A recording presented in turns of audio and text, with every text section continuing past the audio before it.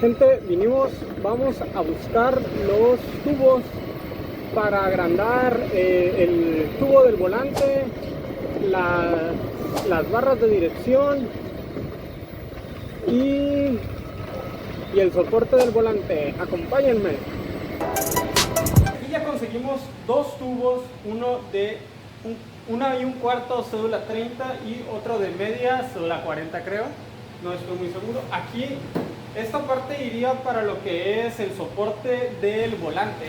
Para agarramos esta pieza que es la barra del volante y va aquí, pero no entra.